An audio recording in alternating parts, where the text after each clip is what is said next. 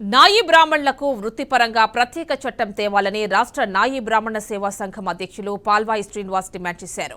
సిద్దిపేట జిల్లాలోని నూతన నాయి బ్రాహ్మణ కార్యవర్గాన్ని ఎన్నుకున్న తరుణంలో పట్టణంలోని బీచీఆర్ చౌరస్తా నుండి పాత బస్టాండ్ చౌరస్తా మీదుగా ఫంక్షన్ హాల్ వరకు బైక్ ర్యాలీ నిర్వహించారు.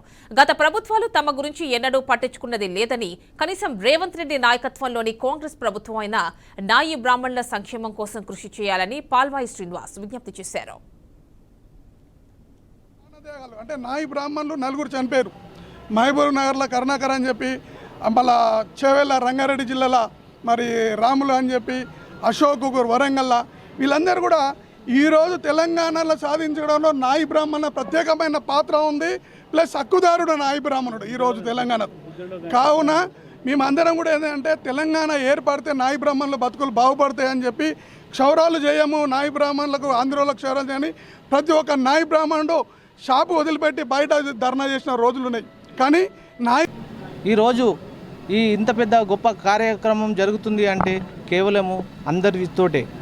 అయితే మండలాల నుండి ఎంతోమంది వచ్చారు. ప్రతి మండల నాయకునికి, ప్రతి జిల్లా నాయకులు, రాష్ట్ర నాయకులు, ఇప్పుడు ఇంతమంది ఈరోజు మేము ఈ సమావేశం ఏర్పరచుకున్నామంటే మాకు ఎంతో సంతోషంగా ఉన్నది.